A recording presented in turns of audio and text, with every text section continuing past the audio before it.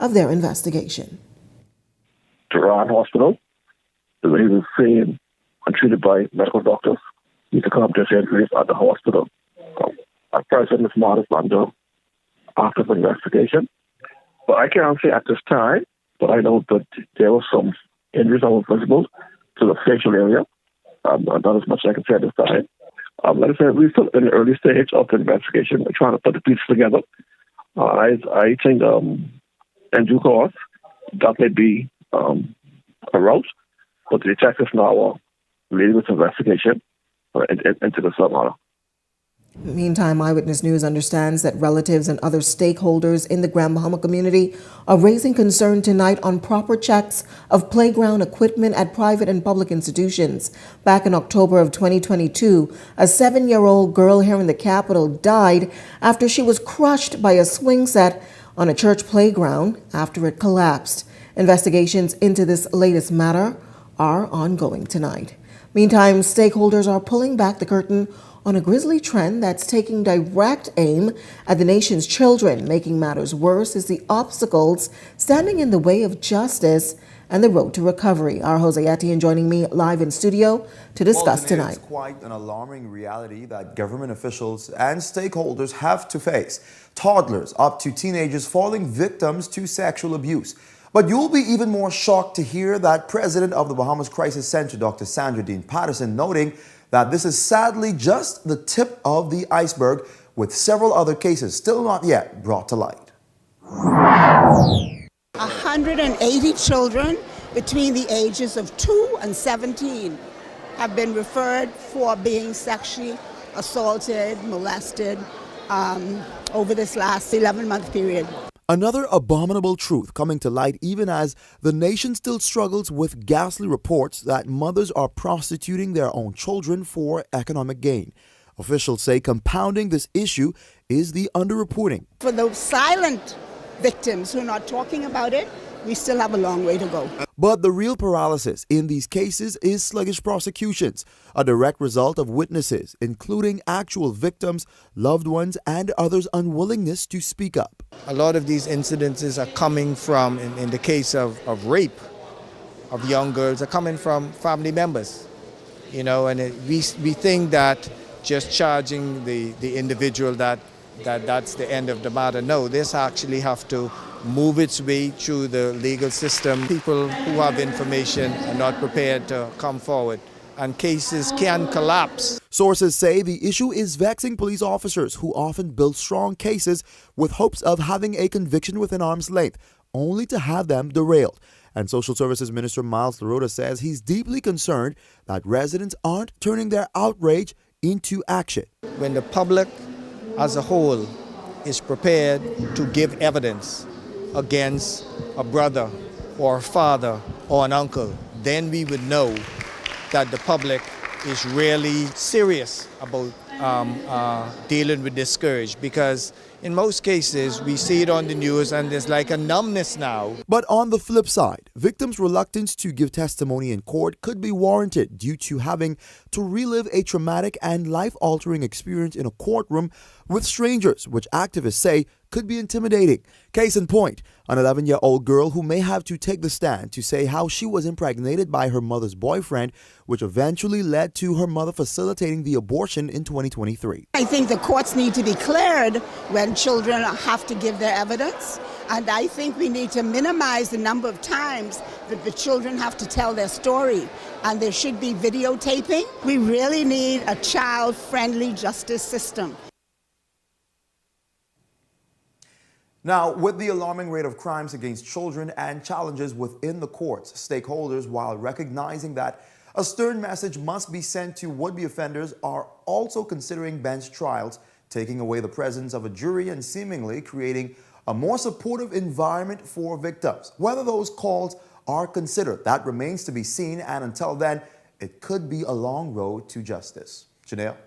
Thanks so much, our Jose Etienne joining us live in studio tonight. Well, in news from the crime beat, police are investigating a shooting that left an 18-year-old woman in hospital last night. Officers say the incident taking place around 7:45 on Cambridge Lane, that's off of McQuay Street.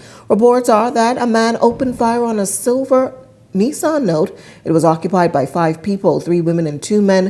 One of the female passengers shot and rushed to hospital. Her condition remains unknown as police continue their investigation. A drug seizure on Grand Bahama led to the arrest of 2 women, one a 77-year-old woman. Police say shortly after 5 Thursday morning, officers assisted by the Canine Support Unit executed a search warrant at a home on Aberdeen Court. During the search, authorities discovering quantities of suspected hydroponic marijuana and cocaine weighing just over 10 pounds and with a suspected street value of more than $16,000. Both the elderly woman and the teenager were taken into custody as investigations continue tonight. Back here in the capital, police are questioning 2 teenage boys after a robbery at the Porter's Key dock early Thursday morning.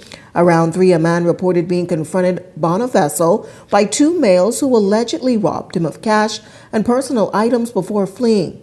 Acting on information, officers from the Mobile Division took the suspect into custody as investigations continue tonight. On to some other news. Nearly 2 years of controversy. A determination on who is in fact the Valley Boys has seemingly been made by government officials. This as seed funding was dished out today to only one group. Our Linton Ritchie Jr. joining me live in studio with the details. Linton? Janea, the Junkanoo group, the Valley Boys, was called to receive their $40,000 check, and government says that's a clear indication only one Valley Boys banner will be recognized and hit bay in a few months. Complying with the law, there's only one Valley Boys. So if you can see, we give that one Valley Boys based on the law and the ruling of the court, their seed funding. Has the confusion finally come to an end? Government says all discrepancies surrounding the Valley Boys have been resolved. This as $40,000 in seed funding was handed over to the group under the leadership of Trevor Davis ahead of the upcoming Boxing Day and New Year's Day Junkanoo parades. Last year, the group made headlines after senior members Brian Adderley and Trevor Davis clashed over fiscal accountability, copyright, and other issues, splitting the once unified group into 2, the world-famous Valley Boys and the Way Forward Valley Boys. After months of legal wrangling, the Supreme Court ruled that the breakaway faction led by Davis had legal rights to the name Valley Boys Junkanoo Group. Officials say today marks a new chapter, and they hope the ruling clears up any remaining doubt. So all donors, sponsors, supporters, you now know who the Valley Boys are. You need not entertain anyone else when you want to support the Valley Boys. But if the group formerly known as the world-famous Valley Boys shows up on Bay carrying the banner, Valley Boys PR officer Devon Jones says he expects law and order to prevail. The Labor Day parade, when they were unable to parade with the banner that said Valley Boys on it, it's a shame that we have to get to that point. I'm going to leave it to the NJC and the minister to lead us. Now, Janea, we understand that the Brian Adderley Camp application of appeal was heard by the Court of Appeal, and they are awaiting a decision to determine if the ruling made by the Supreme Court will be reviewed, as they are not backing down at this moment. For now, it's a story we are continuing to follow, but reporting live in studio, I'm Linton Ritchie Jr., sending it back to you at the desk, Janea. Thanks so much, Linton. Meantime, workforce expectations for quick minimum wage increases have been tempered, with the labor minister clarifying that the formal process has not yet begun. Still, government is promising that any decision will be fair to both workers and businesses.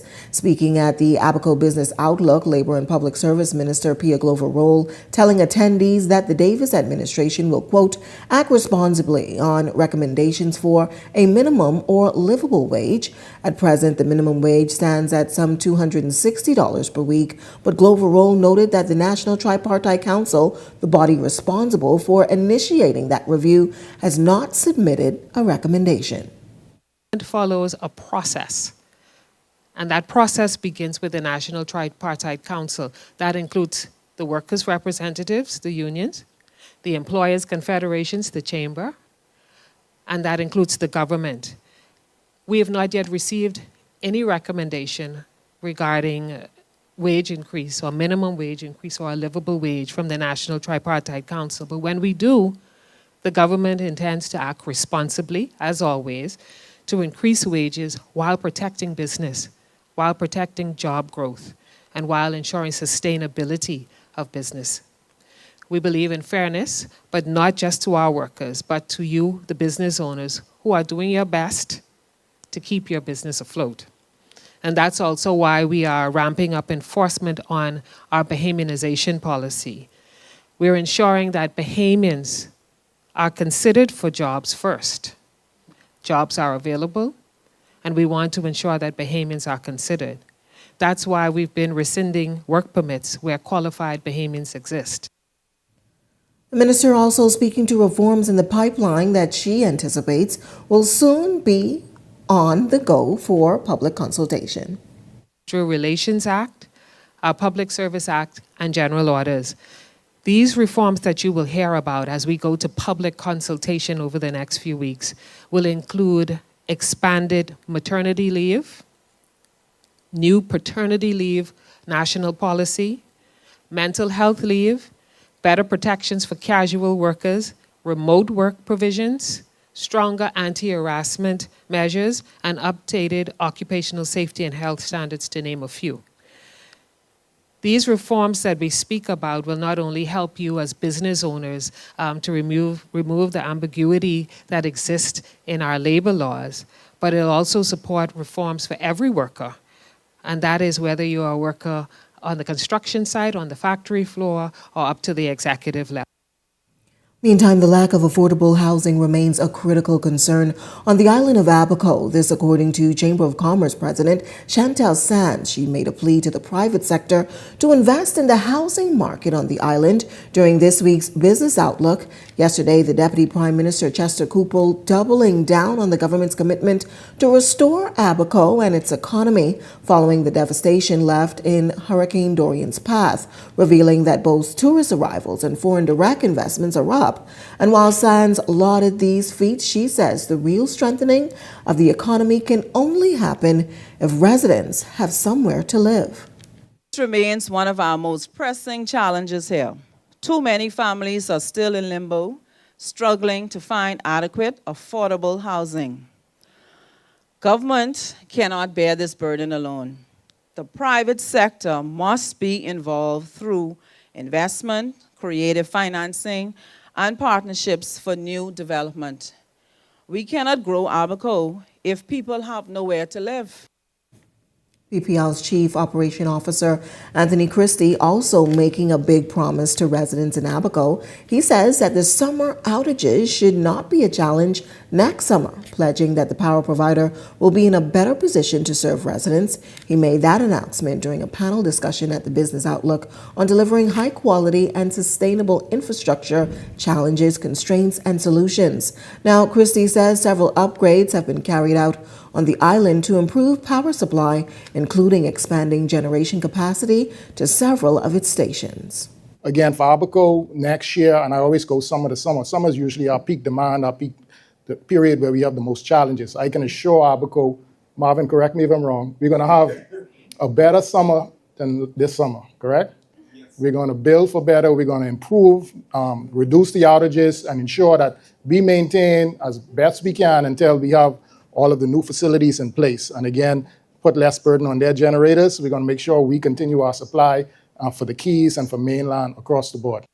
Still talking power woes, the opposition leader and Marco City MP Michael Pintard says the Grand Bahama Power Company is failing its residents. His comments come after the company announced a pause on disconnections, admitting consumers were not properly notified. Pintard is also calling for compensation for residents who lost appliances due to the frequent outages. That the last set of fee increases it had very little to do with consumption patterns. It had more to do with the way in which they fixed their prices.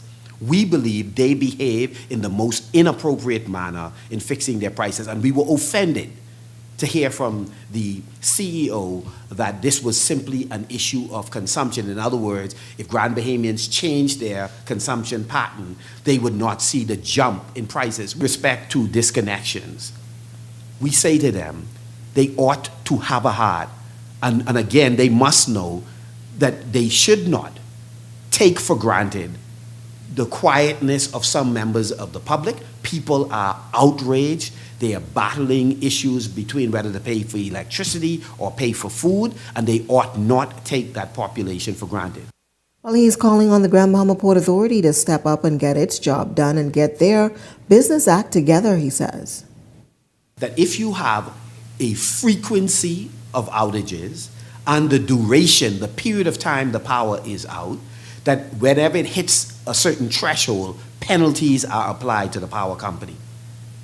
We have asked them this before, and they claim that looking at their metrics, there wasn't a basis for some of the earlier penalties we were calling for months ago, that the most recent set of outages did not fall in the category of demanding, requiring that penalties be applied. We want to hear from the owners and operators of GBPA. Were the penalties applied? And what was the nature of those penalties? We want to remind the public, the power company is still receiving funds for Dorian relief. Well, those in the political arena are waiting with bated breath tonight on the Boundaries Commission report to release its report to determine if there will be any boundary shifts and how must those vying for office pivot. Among those waiting, former Prime Minister Dr. Eyewitness, who's contending tonight he will win regardless of any changes. This as political observers often argue that boundaries are drawn in most instances to give the governing party an edge when voters head to the polls. I'm awaiting the boundary change. I have spoken to my constituents. I've spoken to my family, spoken to many others, and they have agreed that I should run. I represented this area, Kalani, for 20 years. I will continue to represent it. I'm awaiting the boundary cut. So determinations as to which side I will be on would have to be made, but that would be made not only by me, but by my team, the Kalani team, by my constituents, my family, etc. So I await the boundary cut. I don't know how much gerrymandering they would do, but regardless of what gerrymandering they will do, be assured that I will be sitting in Parliament going forward. The Consumer Protection Commission has already lodged hundreds of complaints this year with issues ranging from overcharging to poor service. This as officials say they're moving to strengthen accountability within the workplace. Nearly 200 consumer complaints have been filed so far this year, and the Consumer Protection Commission says it's cracking down on businesses accused of unfair practices. We have lodged 190 complaints from January to August. Of these complaints, 153 were formal disputes, 25 were advisory inquiries, and 12 were referrals to other agencies. That's Executive Chairman Senator Randy Roll confirming that more than half of these cases are now under active investigation, with hidden fees and overcharging like restocking costs and credit card charges topping the list. Some businesses are charging automatically 20% as a service fee. Now, the law permits 15 to 20%, but that is based on your level of service. And so in some cases, consumers can challenge it if you think that the service that you receive is not 20% worth. And the numbers keep climbing. Consumer complaints have surged from 151 in 2023 to a staggering 444 in 2024, a trend Roll says spans the entire country. Expired items shipped to the family islands, undelivered goods, damaged products and poor service, as well as contractors and service providers failing to complete work. Roll also revealing that single women make up the bulk of complainants. Beauty supply stores, contractors, and grocery chains are among the main offenders, with shipping companies and couriers still under watch. Shipping and courier companies had the highest number of complaints in 2024, but we are starting to see a slight decline in those reports as well. The chairman making these revelations at the Abaco Business Outlook, where he issued a sharp warning to the business community: clean up your act or face the consequences. Fair business practices are not just good ethics, they are good economics. When customers trust you, they return. And to help consumers fight back, Roll announcing plans for a new mobile app that will make it easier to log complaints, pledging to build a fairer, safer marketplace for all. Devontae Hanna, Eyewitness News. Thanks, Devontae. Well, the Ministry of Health and Wellness, they're officially launching a national rehabilitation plan. It's a major initiative aimed at transforming the country's healthcare landscape. The plan is also designed to modernize and enhance the delivery of service across the Bahamas. Delano Roker has the details tonight. The goal? To improve recovery outcomes for a range of non-communicable diseases, including those resulting from vehicular accidents, strokes, cancer, and cardiovascular conditions.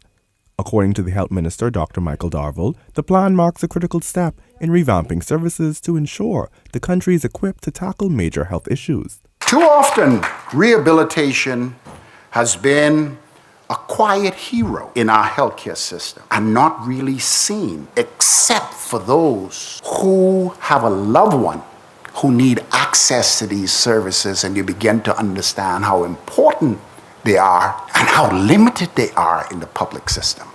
And we have to accept our limitation, do better with the implementation of an evidence-based plan that has been clearly outlined, a cost-effective approach, not to try to do it all in one day, but to move slowly to improve it as we move towards universal healthcare services. Beyond physical rehabilitation, the strategy also targets the mental health needs of the population. Rehabilitation is not limited to physical and occupational therapy.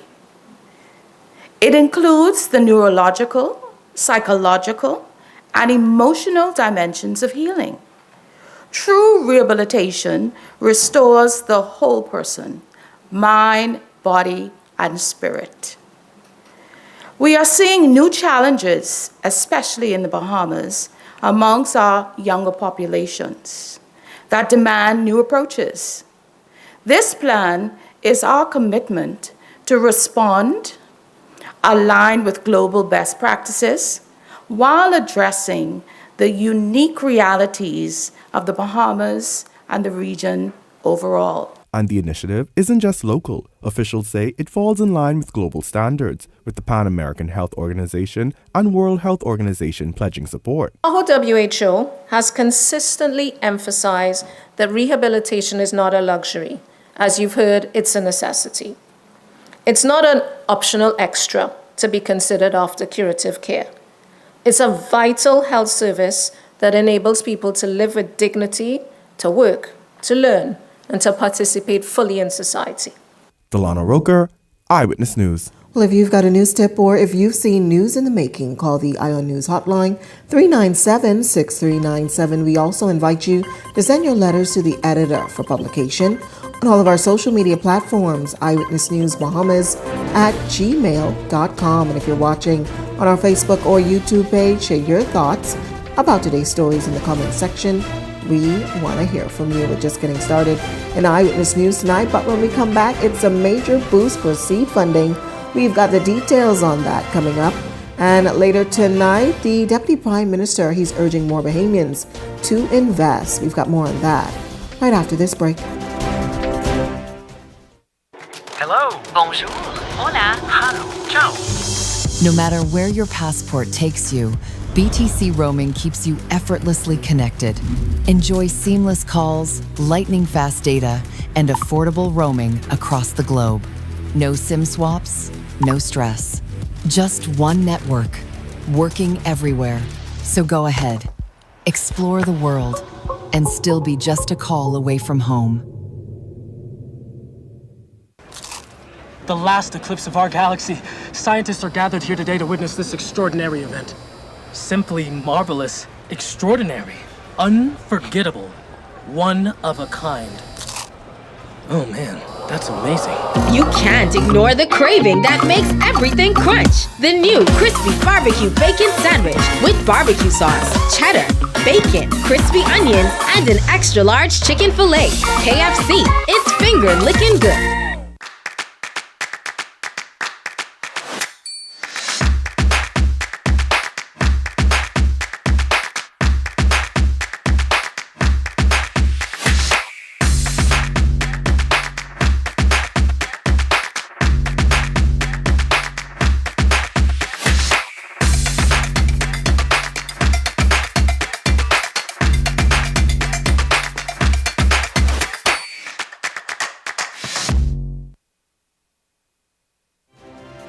This segment of Eyewitness News is brought to you by EV Motors Fleet Sales Division.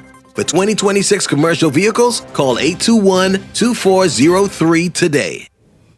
Welcome back. Here's a look at your Eyewitness News gas tracker, $5.48 at both Rubis and Esso tonight, $5.49 you're getting at Shell. Welcome back.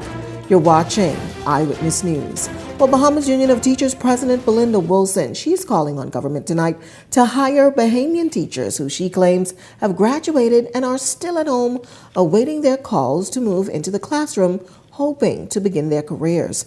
Wilson's comments coming after the Minister of Education and Director of Education, Glenys Hannah Martin and Dominic McCartney Russell, announcing a teacher shortage across the Bahamas, leading to some schools having to multigrade. There's a need for teachers throughout the Bahamas, and we still have teachers, graduates from the University of the Bahamas that are at home waiting to be hired. We have persons who have left their jobs who are at home waiting to be hired. And every day I am sending the same note to the permanent secretary to find out when are these individuals going to be hired, because we need them in the school. Well, education has been a trending topic in recent weeks, with many concerns being raised about language barriers and the support available for children with special needs. Some teachers are calling for more action to address these gaps. Eyewitness News turning to social media, posing the question, do you think the Ministry of Education should fund teachers to pursue advanced degrees and certifications in special education and reading to better support students with additional learning needs? 89% of participants voting yes, this would help to bridge the gap for struggling students. 4% voting no, there are more urgent priorities in education.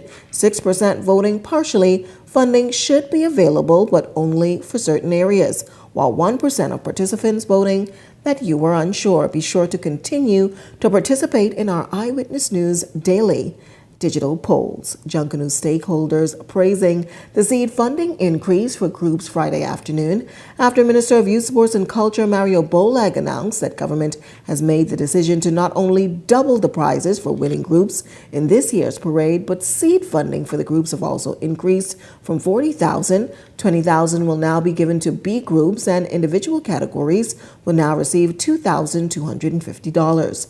Bolag says it's been a move he's been working on for quite some time, and he says he hopes it will boost the morale of Junkanooers ahead of this year's season.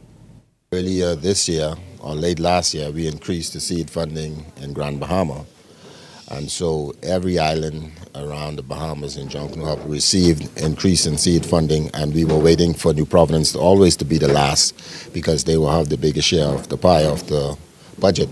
And so we know that as we continue to invest in Junkanoo and make this our number one culture, you know, we understand the cry of the Junkanooers and the groups and the leaders and the sacrifice that they have to put in. So it was not an easy, a hard task to make a decision to give them that increase. And as time goes on, we still believe that we're going to have to continue increasing as time goes on, especially when we implement the authority as it comes sometime next year. Following the announcement of the increase, reporters also speaking to a number of officials from the various Junkanoo groups who say that preparations are in full swing and the money will be a great assistance to push them closer to Bay.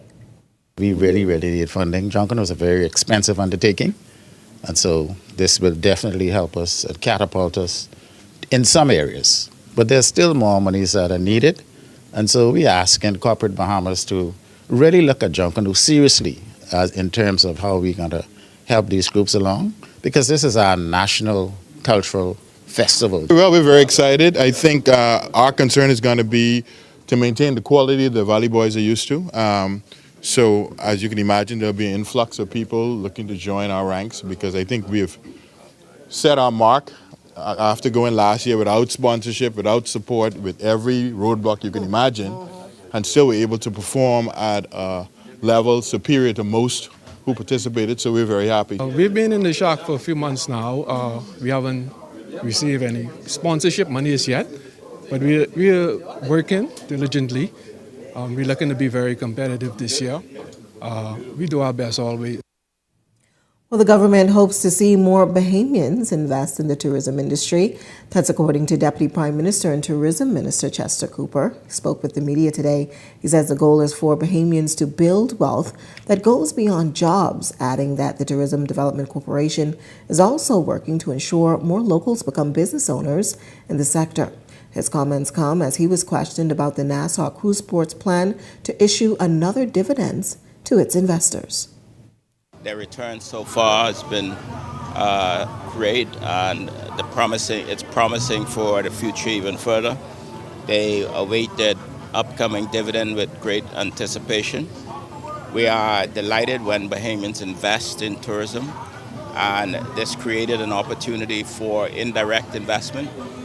We've been encouraging direct investments in tourism through the Tourism Development Corporation. We've been doing a great job there in terms of empowering Bahamians. But to hear Bahamian investors in the port talk about how lucrative it is, it truly warms my heart. We want more investment in tourism. This is our major industry. It's the driver of our economy, and we should do more to own it.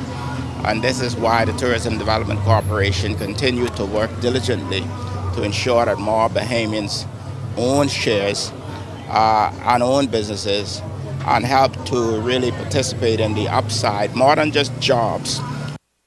So to come in Eyewitness News tonight, could the Caribbean save up to $1.3 billion by diversifying its trade partners?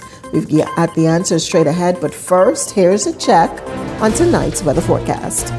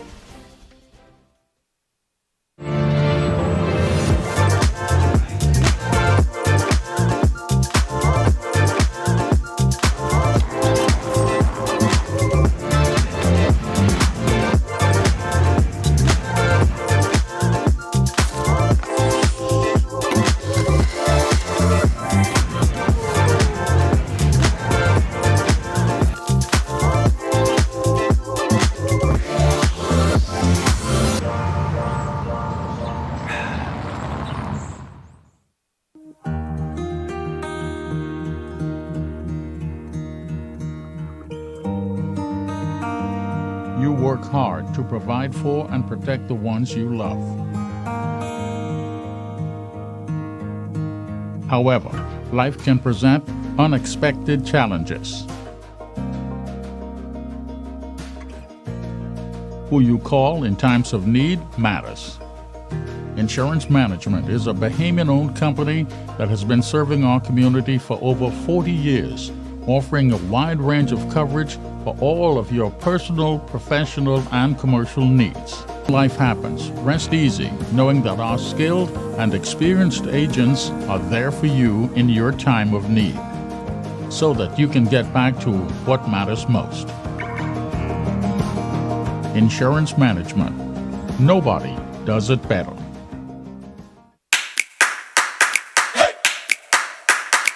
The fritters, all right? Bahamian culture is about community. And being a part of a community, we are supposed to help others, especially those who are less fortunate than we are. Hungry for more? Catch the Budget Gourmet Episode 2 on September 24th at 6 p.m. only on ILTV, Cable 224, and BTC Flow 112. Or watch on ILTV Facebook page. You're watching Eyewitness News. Welcome back. Well, could the Caribbean save as it hopes to diversify its trade partners? Adelana Roker has the details in this report tonight.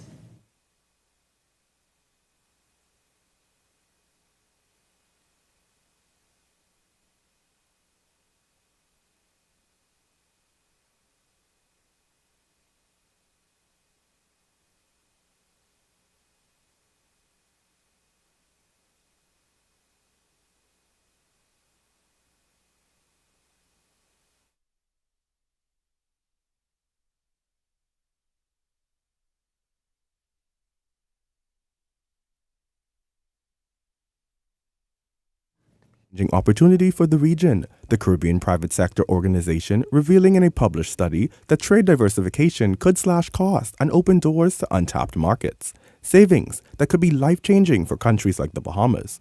Bahamas Trade Commission Chairman Barry Griffin says the findings validate what the Commission has been pushing for years, to broaden the nation's trade horizons beyond the traditional few partners. This is essentially sort of reassurance that what we are doing, we're on the right track, we're innovators, and we're the first movers in the Caribbean to implement a national trade diversification strategy.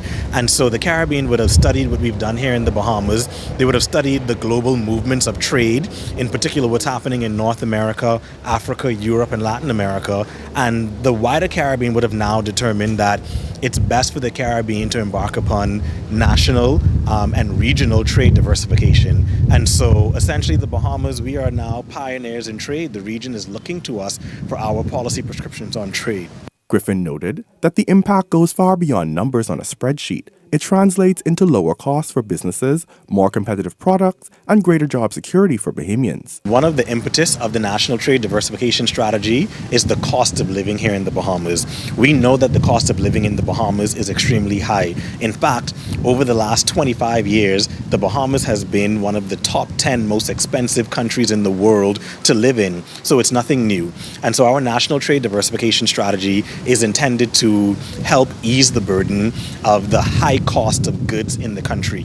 And so essentially, we're looking at new import markets to source products from that are going to give sort of cost-effective benefits to the Bahamian consumer. Looking ahead, the Bahamas Trade Commission has trained its focus on Africa, a continent rich with resources, agriculture, and industrial opportunities, as the next frontier for Bahamian trade. So again, as a part of our trade diversification strategy, we are heavily engaged with Africa as a new export market, but also as a trade diversification market for our imports. And so we attended one of the largest trade fairs in the world and the largest in Africa. And so over 20 local Bahamian firms were able to meet directly with suppliers in Africa of everything from machinery, heavy equipment, to other goods and services. And so relationships were built, meaningful partnerships were forged, and we're very much looking forward to continuing our expansion into Africa for trade.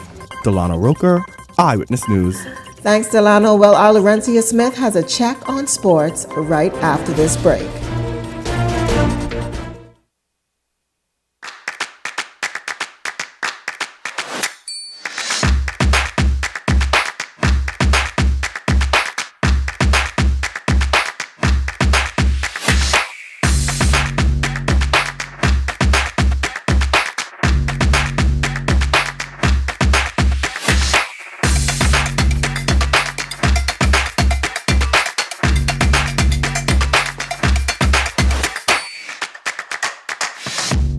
Welcome to Paradise Premium Foods, where exceptional taste meets everyday convenience. Right in the heart of Hurricane Hole Plaza, whether you're planning a beachside brunch, an intimate dinner, or simply restocking your favorites, we offer only the finest selection of local and imported goods, handpicked for quality, freshness, and flavor.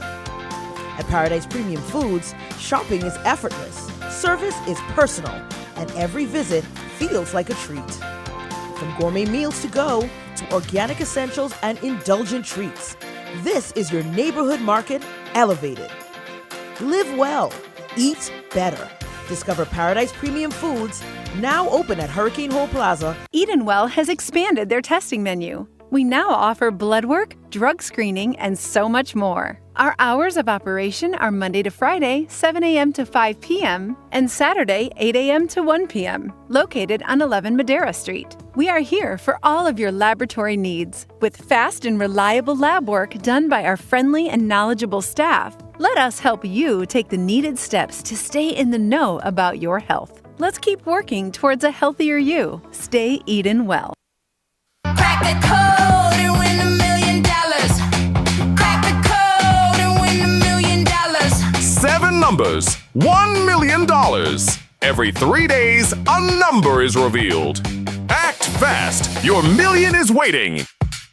Crack that code, win $1 million clear. Crack the code before the last lock clicks shut. Get ready to join the winner's circle only at islandluck.com. Crack the code.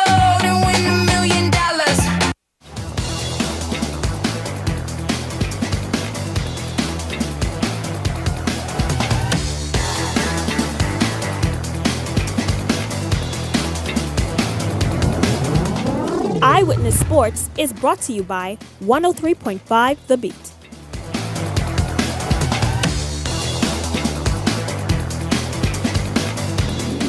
Welcome to another edition of Eyewitness Sports. I'm Laurencia Smith. Thanks for joining us. Well, it's not the ending that Bahamian sprinter Anthony Strawn hoped for. She was disqualified after a false start in the women's 200-meter finals at the World Athletics Championships. In the semifinals, Strawn ran a personal best of 22.48 seconds, but appeared to suffer an injury near the finish line.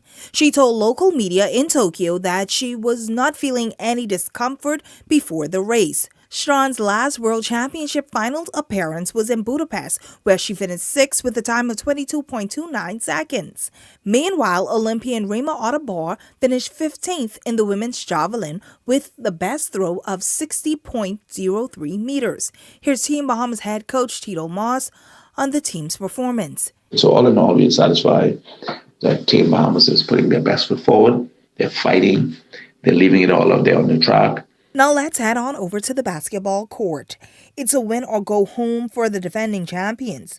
Will the New York Liberty advance to the next round, or will their season end Friday night? The answer comes when Grand Bahama native Jonquel Jones and the Liberty face off against the Phoenix Mercury. The defending champions took Game 1 75-69, but the Mercury bounced back in Game 2 with an 86-60 victory. In just 22 minutes of action, Jones finished with 7 points and 13 boards. I mean, the message is that, we won Game 1 and we've shown and proven that we can win on their home court. And so now that's just all it comes down to is our season is on the line just as much as theirs. And we have to go into a hostile environment and be able to, come out and play Liberty basketball. And I don't think we did that tonight. Well, that's what's making sports at this hour. I'm Laurencia Smith. Stay tuned for more news on the other side of the break. Crack the code and win $1 million. Crack the code and win $1 million. 7 numbers, $1 million. Every 3 days, a number is revealed. Act fast. Your million is waiting. Crack that code, win $1 million clear. Crack the code before the last lock clicks shut. Get ready to join the winner's circle only at islandluck.com. Crack the code and win $1 million.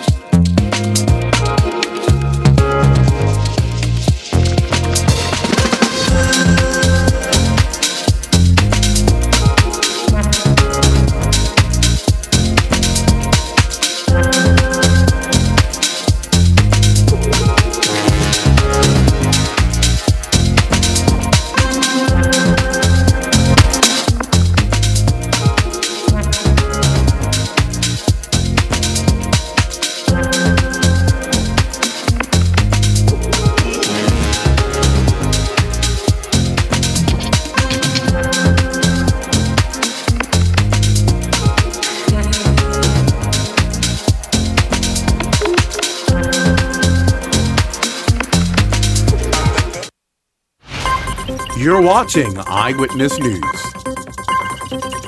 Well, that wraps up news this Friday. Coming up and Beyond the Headlines with Shanique Miller, it's a look at all of this week's top stories along with her panel. That's coming up and Beyond the Headlines. It starts right after this.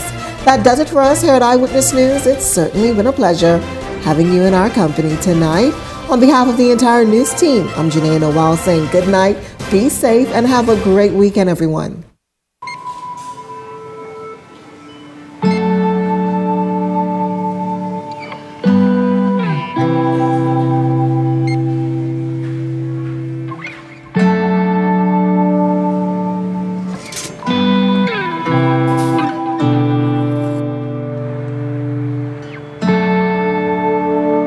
We all know there are ways we can help.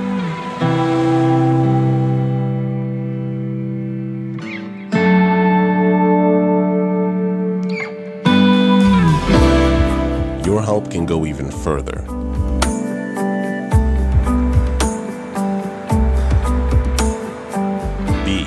an everyday superhero.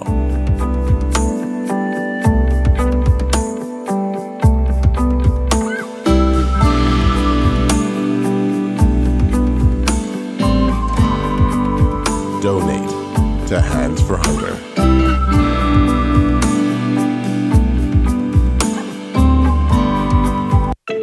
Tired of driving around from place to place just to get your car insured and licensed? Frustrated with the process of being back and forth from your insurance company to road traffic? Well, BMG Insurance Agents and Brokers just made insuring and licensing your motor vehicle as easy as 1, 2, 3. Step 1. Visit us at the Road Traffic Department, Section 1, Thomas A. Robinson Sports Stadium. At our office, you can purchase or renew your insurance or get your vehicle inspected. We at BMG Insurance Agents and Brokers represent major carriers. Step 2. See the professionals at Road Traffic to get your vehicle licensed. Step 3. Enjoy your day. Insure with BMG Insurance Agents and Brokers today, saving you time and money. Your one-stop shop for all of your insurance needs. Great rates, convenient, excellent service. For more information, call us at 322-2221.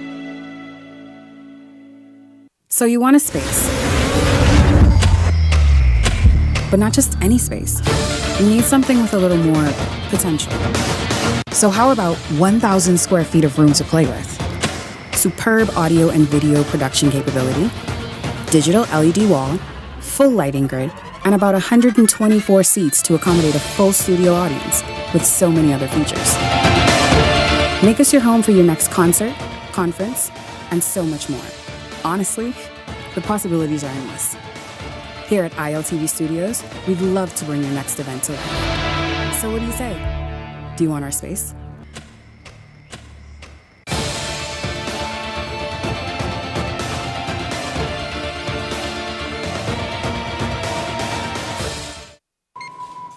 The thoughts, views, and comments expressed by the hosts, guests, and callers on Beyond the Headlines are not necessarily those of management, ownership, or production unit of the Verizon Media Group. Beyond the Headlines is a production of ILTV Studios and cannot be reproduced or represented in part or entirety without express written permission of the Verizon Media Group. Beyond the Headlines is the intellectual property of the Verizon Media Group. Copyright 2021.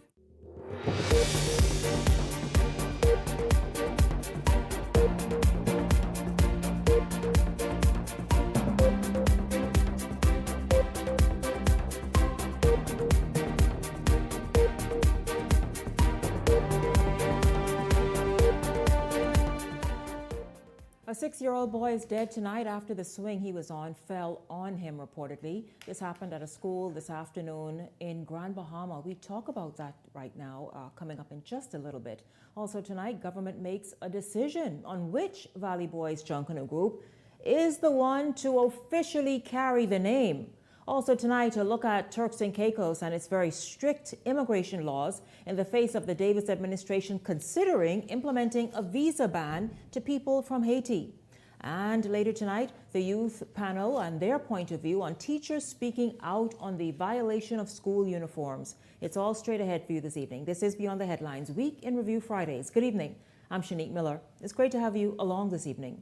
Well, police are investigating the death of a 6-year-old boy at a preschool on East Sunrise Highway. Police say the 6-year-old boy was taken to hospital following an accident at the preschool on East Sunrise Highway today, where he was later pronounced dead. The scene is obviously was very troubling earlier today as the news unfolded and everyone was informed. Investigations are continuing, and of course we expect to continue following this very sad incident and accident in Grand Bahama just today. I want to just briefly have a look and maybe get some points of view and opinions on not this incident, because obviously it's just unfolded hours ago and the investigation is now active into it, but just to talk about regulations and perhaps is there some sort of ongoing inspection to ensure that preschools where young kids are, and any facility really of public education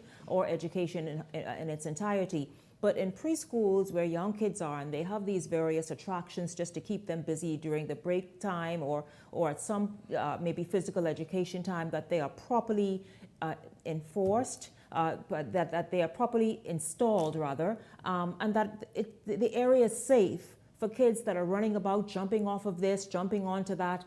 It's a real serious concern, quite frankly, and thing to consider and ask this evening. I'm going to bring in the Hot Topics panelists, Beyond the Headlines contributors, Leslie Miller and Michael Turnquest. Good evening to both of you gentlemen. It's good to have you both here. Really a very sad situation in Grand Bahama tonight. Yeah, good evening, Shanique. Yeah, good evening. Good evening.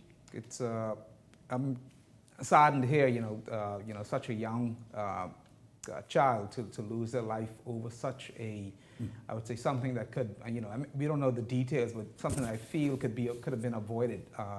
It leaves one to ask the question, like you said earlier, do we have the right, when these preschools are applying for these licenses, are the proper inspections being done? Exactly. You look at the U.S. and certain countries where you go visit schools where, I've had the opportunity with my nieces. Everything is bolted down, everything. And the proper equipment, that being not rusting, hit the right type of steel material, things. So, we need to put, if it's not in place, we need to really take a look and revamp whether it be the regulations that govern such small preschools. Because you go around the city today in Nassau, you see a little preschool opening in a residential neighborhood, and you see all types. No space for the playground, and little cheap swings that should not be there for the kids. Exactly. Go ahead. And this is something that all parents should really, if you're sending your child to any preschool, I don't care if it's in a house, wherever it may be, you should make sure you do your own inspection to make sure that you think that your child will be safe. Because when you're looking at a 1-year-old, a 2-year-old, or even an infant being left somewhere, it's up to, I understand at the end of the day, Ministry of Education and the regulators have to do their part as well, but you as a parent should also make sure and very discerning. Be concerning in terms of whatever it be, whether it be a male being around a female's bathroom or things of that sort. There's a lot of things to take in place, and make sure that you're leaving your child in a safe environment, whether it be from the equipment, whether it be from the people that work at the school, just to ensure that that their safety is safe. Because that's 8 hours of the day. That's less maybe sometimes, but it's a lot of hours. That you're leaving your child, and some persons who leave their kids up till 5 o'clock because they have to work. So it's unfortunate. My condolences go to the family, Thoughts and prayers to the family. It's very, very unfortunate tonight. First and foremost, our hearts go out to parents and the family of that young child of 6 years old. And the question got to be asked: who are responsible for inspecting these the whole situation, and the playgrounds, the playground that these kids go to school? You pay a fee to send your child to school. You expect that the proper mechanism would be in place. I see a lot of these places with very inexpensive equipment on these school decks. Bahamians want to buy the cheapest thing they could find, not knowing that a child's life could be at risk. Not only a child, anyone could be at risk. Because, it depends on how far, how you're swinging. You can swing into a fence. If you fall off the fence, you could fall off and break your neck, depending on the height that you're taking. Is a 6-year-old should be allowed to swing in a regular swing to begin with? Or should it be a harness there that they sit in to ensure their safety? And also, was it bolted down? It's just so many was questions. Was it in place properly? Yes. Is it really is under the purview of the Ministry of Works? I would take the Ministry of Beach and Parks has the part to play, but more important, the school administrators. They're the ones who really run the schools. They're running the playground. What happened there? Was someone watching this kid as they swing? But furthermore, was someone there to see to it that on a weekly basis, some of the screws come loose sometime? Is someone, really going to inspect and see these things are done? I mean, there's the lose a 6-year-old child at school. You take it to school and you got to come back and go to the morgue? That's unacceptable, man, on all levels. On all levels. And it's unfortunate that we have crisis or things that happen like this Yes. in order for people to wake To up do the right and thing. either do the right thing and do their jobs that they're being paid to do.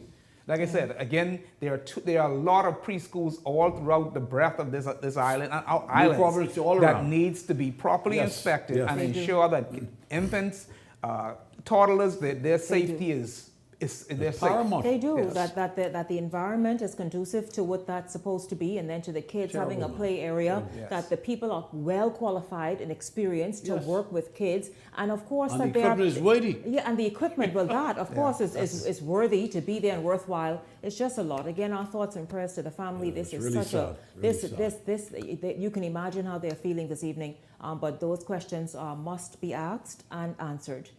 Meanwhile, And gentlemen, the proper moving- safeguards got to be put in place. well, absolutely, absolutely. you know. Immediately. Absolutely, totally agree. Gentlemen, get this though.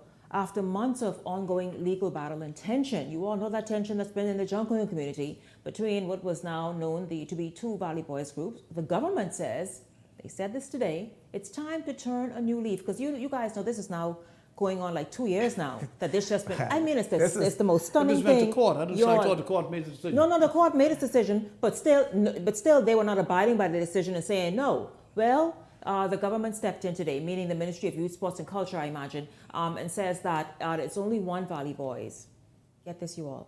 And that group will be led, or is being led, by Trevor Davis. Here's Linton Ritchie Jr. with the story, and then we come back and give our opinion. Complying with the law, there's only one Valley Boys. So if you can see, we give that one Valley Boys based on the law and the ruling of the court, their seed funding. Has the confusion finally come to an end? Government says all discrepancies surrounding the Valley Boys have been resolved. This as $40,000 in seed funding was handed over to the group under the leadership of Trevor Davis ahead of the upcoming Boxing Day and New Year's Day Junkanoo parades. Last year, the group made headlines after senior members Brian Adderley and Trevor Davis clashed over fiscal accountability, copyright, and other issues, splitting the once unified group into two, the world-famous Valley Boys and the Way Forward Valley Boys. After months of legal wrangling, the Supreme Court ruled that the breakaway faction, led by Davis, had legal rights to the name Valley Boys Junkanoo Group. Officials say today marks a new chapter, and they hope the ruling clears up any remaining doubt. So all donors, sponsors, supporters, you now know who the Valley Boys are. You need not entertain anyone else when you want to support the Valley Boys. But if the group formerly known as the world-famous Valley Boys shows up on Bay carrying the banner, Valley Boys PR officer Devon Jones says he expects law and order to prevail. The Labor Day parade, when they were unable to parade with the banner that said Valley Boys on it, it's a shame that we have to get to that point. I'm going to leave it to the NJC and the minister to lead us. Gentlemen, you heard it there. I tell you, but this is dragged on. I don't know if this has fueled other fights, because we all know about the other fights, but we'll get to that in a moment. But your thoughts on I guess the ministry finally deciding, because it's now going on 2 years, they obviously were going to drag this straight into the 2026-2027 Junkanoo season. So the ministry said, the 2025-2026 Junkanoo season. And so the ministry obviously said, you know what, since you all keep going back and forth and then questioning the court's decision and all this stuff, here's what it is. Your thoughts on how today played out? You know, Shanique, you would think that the courts would have the ultimate say in terms of who is the group. Because at the end of the day, there's a lot that I've said before to blame on the government in terms of them doing their KYC due diligence, making sure that these entities, nonprofit organizations, are properly registered, that they're receiving funds and have proper accounts and everything open. Exactly. It's obvious that spending people's money, and it's obvious this was not done. And hopefully, and it's not been that way for years, so they were very happy and comfortable with that. Yes, and people. So, but at the end of the day, this is the one group that has now come and has been I wouldn't say it's been exposed, but they have now the issue.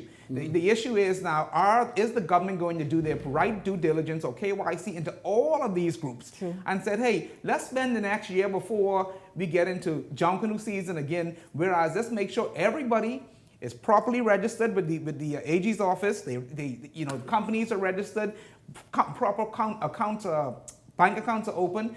And let's just make sure, because before we get into this issue again, because the government should not be having to step in and saying, this is the real group. Once the court made their ruling, they've been through the facts and they've basically said, hey, based on what we've seen in front of us, this is the actual registered group. This is the one that has its proper documents.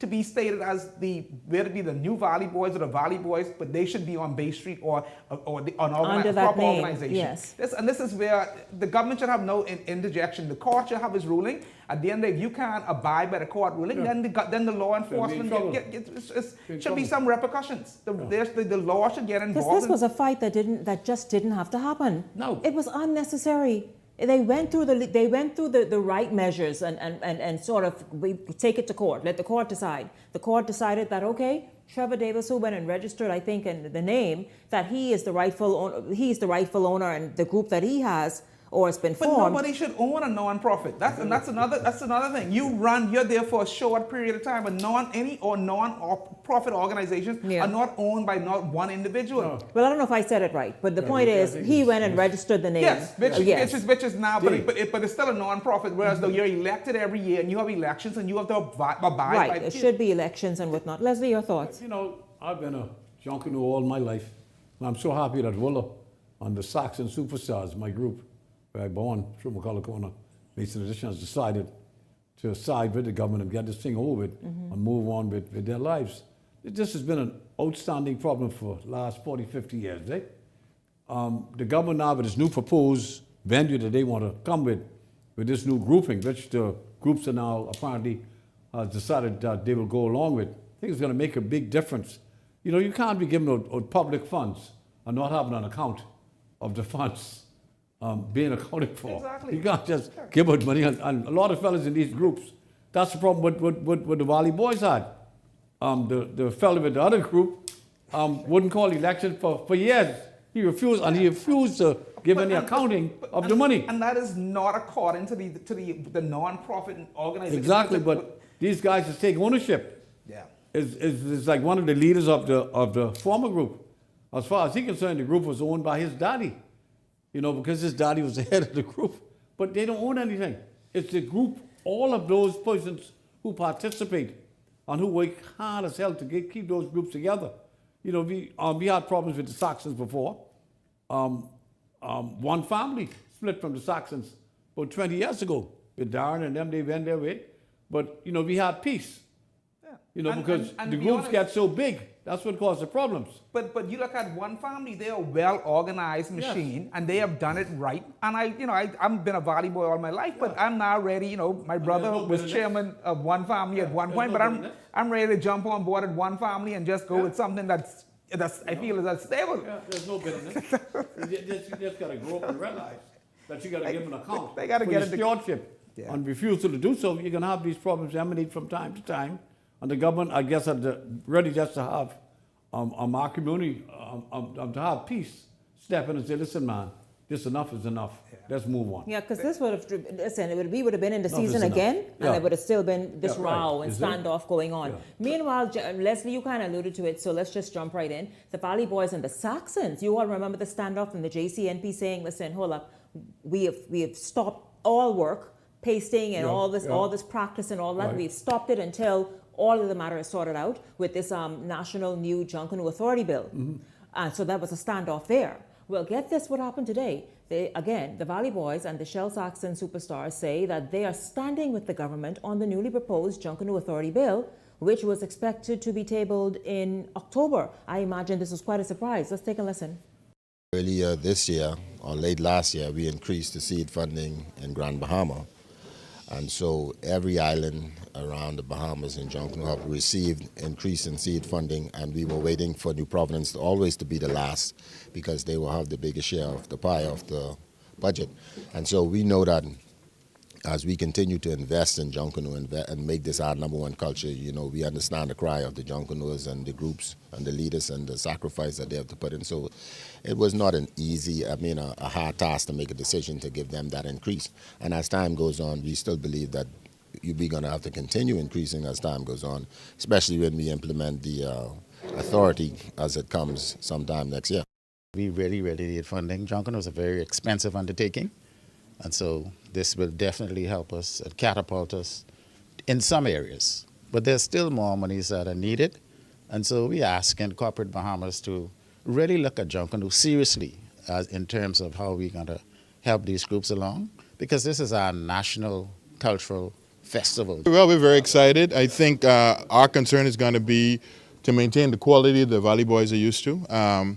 So as you can imagine, there'll be an influx of people looking to join our ranks because I think we've set our mark after going last year without sponsorship, without support, with every roadblock you can imagine, and still we're able to perform at a level superior to most who participated, so we're very happy. We've been in the Shark for a few months now. We haven't received any sponsorship monies yet, but we're working diligently. We're looking to be very competitive this year. We do our best always. So, gentlemen, I spoke with a Junkanoo. He was an original member of the Gus Cooper Valley Boys. Spoke with him just, I think it was yesterday. And of course, he talked about this standoff and whatever that's going on. But he said, listen, from the days when he started as one of the founding members of the Valley Boys, it was talked about, let's grow Junkanoo to the place where it can become this international festival, not only just making money locally, but to the world. You're right. You somehow build this thing that more will come. And so he sees this as something that can help assist and make that happen. But as you all know, that was totally, I guess, rejected by the JCNP for a bit. You know, Shanique, they say power is a, you know what it is. And sometimes it gets to individuals' minds, whereas though, they have done so much in these positions in terms of whether it be traveled, they figure whether they own it be, it. they figure they own it. And that Junkanoo should not be owned by an entity. It should be owned by the government of the Bahamas. If you were to ask me whether it be a group, it's not a selected group, but a selected group in terms of where they have elections, where that changes. But at the end of the day, it's a culture that belongs to the Bahamian people. It should not just belong where one group says, tell everybody don't show up and not doing this, and then you starve the Bahamian people. Them if they did. Exactly. So to me that's just utter garbage. Yes. So I'm so happy that. I'm happy to see the Valley and Saxons do that, but I want to say something before. I want to tell my Valleys, you all need to get it together because one family got their arms open telling me, say, come on home. So they better hurry get it. Valley, get it together. The more I think you it's a all sense make up and get it of together. maturity too, that grown men and women who make up these groups. Gotta act like it, man. Stop acting like kids. Yeah. There's so much at stake, and people love you all so much. Yes. Because you all make our lives so happy during the festive season. Yep. Yeah. I mean, they do a lot of hard work. I agree. With us. Yeah, man, a lot of work. Yes, but I can tell you, Bahamians switch on you in a minute. When you don't give them what they want. That's right. Absolutely. Listen, again, we're all happy that this Junkanoo thing is look like it's headed in the right direction, and that stalemate that existed for several months now, that they're moving beyond that. Yeah, that's a good thing. Don't go anywhere. Beyond the Headlines is backward after this. Have you been fleeced by a business owner or a construction company or contractor? Well, this next story is for you right after the break.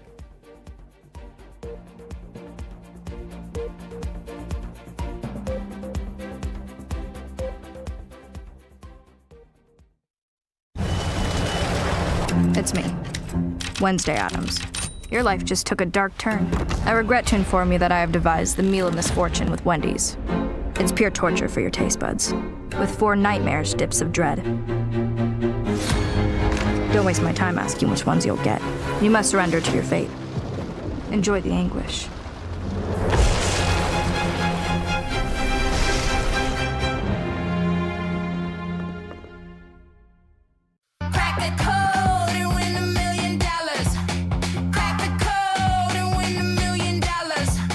Numbers, $1 million.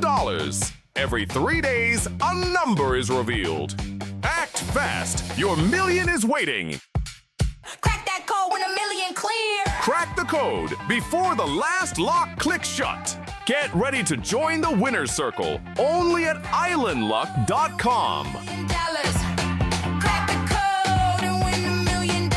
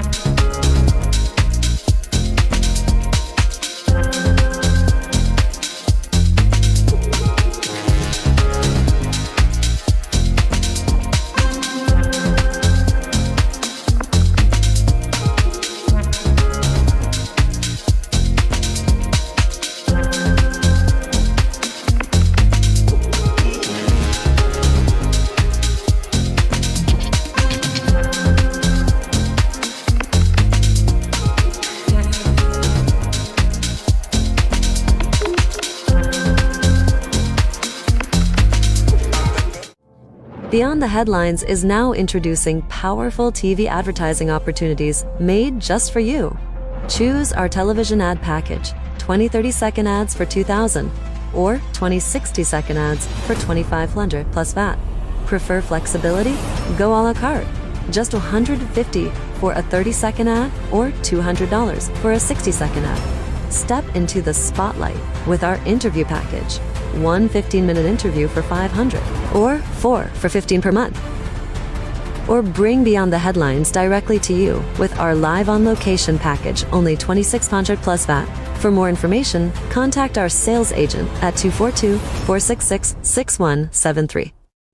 This segment is brought to you by EV Motors Fleet Sales Division. For 2026 commercial vehicles, call 821-2403 today.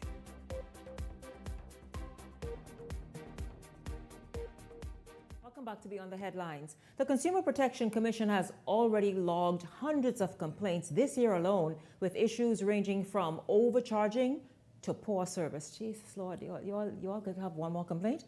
This is officials' move to strengthen accountability in the marketplace. We get the story from Devontae Hanna, and then we come back and talk about it. Nearly 200 consumer complaints have been filed so far this year, and the Consumer Protection Commission says it's cracking down on businesses accused of unfair practices. We have lodged 190 complaints from January to August. Of these complaints, 153 were formal disputes, 25 were advisory inquiries, and 12 were referrals to other agencies. That's Executive Chairman Senator Randy Roll confirming that more than half of these cases are now under active investigation, with hidden fees and overcharging like restocking costs and credit card charges topping the list. Some businesses are charging automatically 20% as a service fee. Now, the law permits 15 to 20%, but that is based on your level of service. And so in some cases, consumers can challenge it if you think that the service that you receive is not 20% worth. And the numbers keep climbing. Consumer complaints have surged from 151 in 2023 to a staggering 444 in 2024, a trend Roll says spans the entire country. Expired items shipped to the family islands, undelivered goods, damaged products and poor service, as well as contractors and service providers failing to complete work. Roll also revealing that single women make up the bulk of complainants. Beauty supply stores, contractors, and grocery chains are among the main offenders, with shipping companies and couriers still under watch. Shipping and courier companies had the highest number of complaints in 2024, but we are starting to see a slight decline in those reports as well. The chairman making these revelations at the Abaco Business Outlook, where he issued a sharp warning to the business community: clean up your act or face the consequences. Fair business practices are not just good ethics, they are good economics. When customers trust you, they return. And to help consumers fight back, Roll announcing plans for a new mobile app that will make it easier to log complaints, pledging to build a fairer, safer marketplace for all. Devontae Hanna, Eyewitness News. So Leslie and Michael, you all heard in that story the Consumer Protection Agency, which has really been quite visible recently, saying, listen, you will not overcharge or take someone's money to render a service, everyday thing, and the service never happens, or it's poor service, it's poor workmanship, and people have to end up and coming back and spending more, losing money in the process. You know, Shanique, you see in the U.S., sometimes in most states, they have a site where you can go to that the government kind of controls and says, you know, these are the, I guess, recognized businesses in terms of that doing good business or highly Very rated. true. This, that, Yes, yes. They didn't read them. Yeah, and that's something that, you know, we need to kind of either adopt or try to put in place, that being from every industry, and where persons submit their documents, you know, in terms of what they would have done, references, things of that sort, but also maybe inspectors going out and actually sitting down with consumers, sitting down with the businesses, making sure the business actually exists, make sure they have all the right prerequisites in order to say they are a contractor or to say that they're a plumber, tiler, whatever it might be. But keep this database together where consumers can go and check it out, but also keeping that up to date and following up every year or every 6 months, ensuring that these people are staying in line or these businesses are staying in line with what they are supposed to do, rather than going contrary and overcharging individuals, not finishing their homes but still getting paid.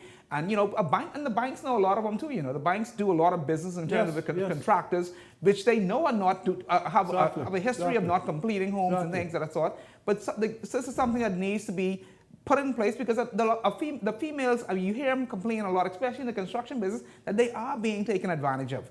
But you even have males are being taken advantage of because who don't know the industry at all. I can tell you about it. So something has to be done. This is an old age situation in the Bahamas. There are so many crooks and people already who should not have a business license. Should not be operating. To serve the public. I can give you an instance with myself. This guy came to change my cabinets, charged me so much, I gave him a deposit of $8,000. This is going to take a month. It's been 3 months. They come there about once a week. It's terrible. This is a Jamaican guy. They just don't give a damn. I was going to say it's a Jamaican. It's the Bahamians. The Jamaican and the Bahamians and the Haitian, all of them now. They caught onto the scheme. The same barrel of crooks.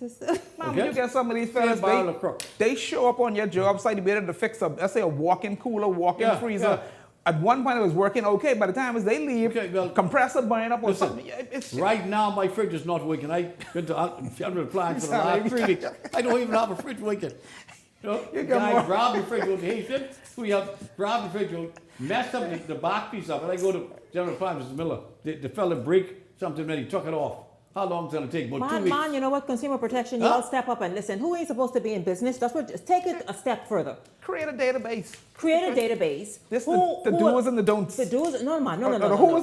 Who are the best performers and who to stay away from? Listen, what you got to realize now, 90% of the women in this country always taken advantage of.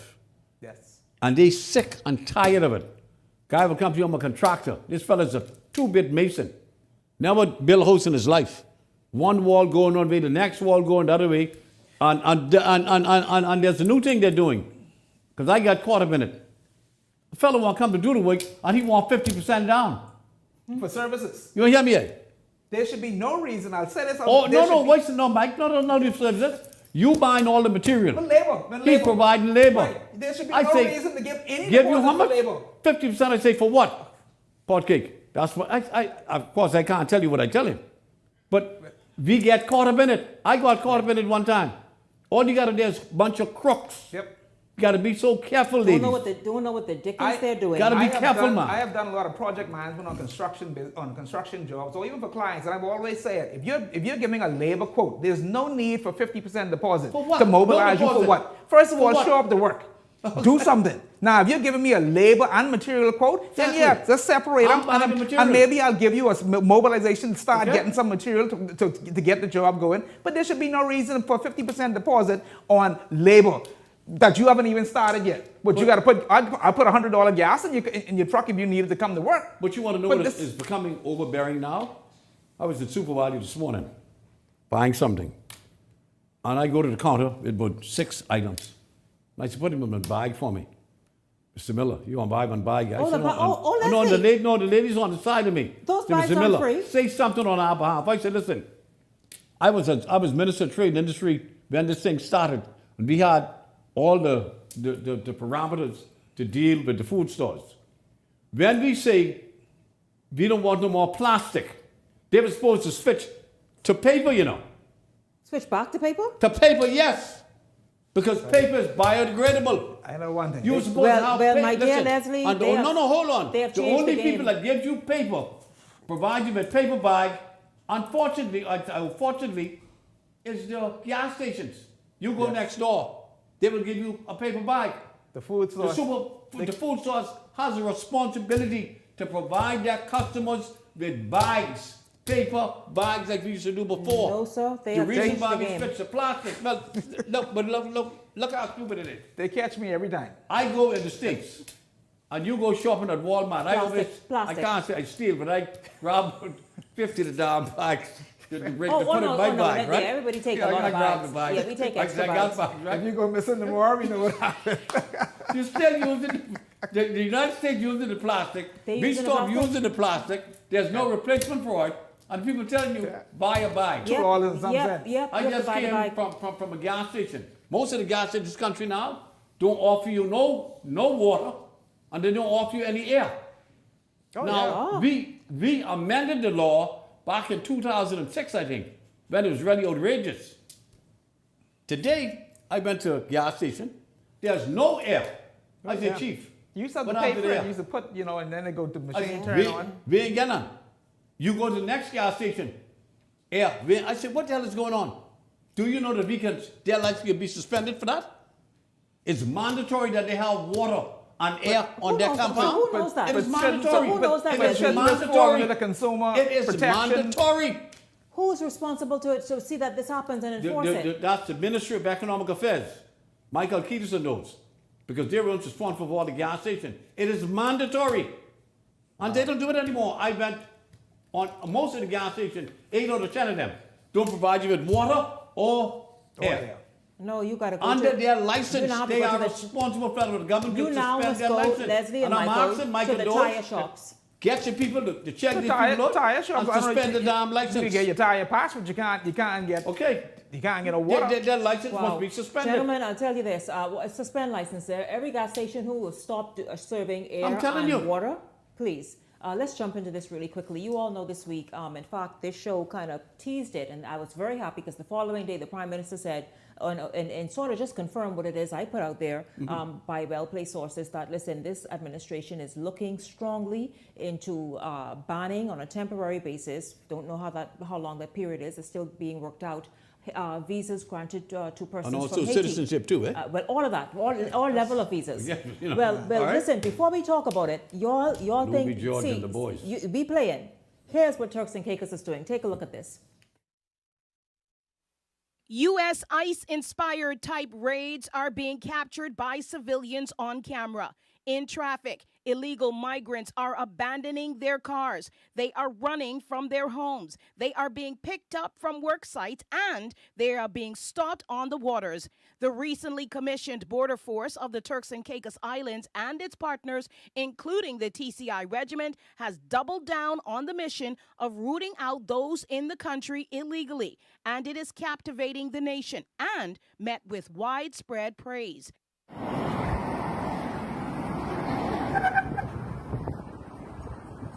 Sometimes it gets dangerous. Look at this lady run from her tiny apartment across the busy highway, her toddler in hand, hanging. She tries to get into a vehicle, but armed law enforcers win the chase. The rocketing crime statistics in this once virtually crime-free British overseas territory and the problem of gangs infiltrating and blossoming within the islands and terrorizing communities has reached fever pitch. It is so bad, the Turks and Caicos, with its 45,000 residents, has again been named the murder capital per capita of the Caribbean region. Because we have no choice but to do it, because we cannot allow the country to get any further out of our hands as it is. There's significant development taking place. There's been a lot of growth. We've had an opportunity to bounce back from COVID-19. But we have to corral this country in a manner in which it benefits primarily Turks and Caicos Islanders. The message now is clear. If you do not belong in the Turks and Caicos Islands, stay away. You all heard that. The message is clear. If you do not belong in the Turks and Caicos Islands, stay away. That, what you saw happening right there in Turks and Caicos, is being mirrored everywhere. Yeah. And Europe, the United States. Yep, several countries in Europe. London, the United Britain, Kingdom, all of it. Listen, you Ireland, all, as we hear the Prime Minister say what the government is looking to do and ensuring that it's done properly and strategically, when you watch that, what do you say the Bahamas must do? Sinead, you look at that and you would say, we're not serious, you know, we've seen this.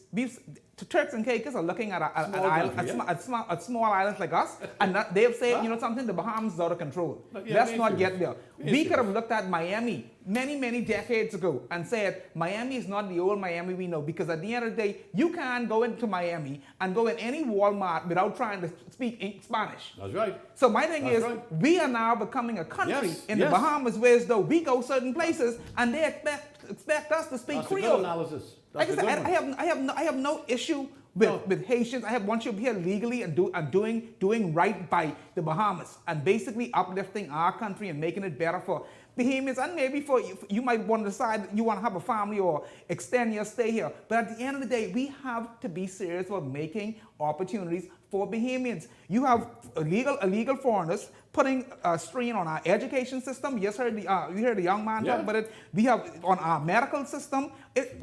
On our NHI, national insurance system. It's a burden on us, not because of Bahamians, you know.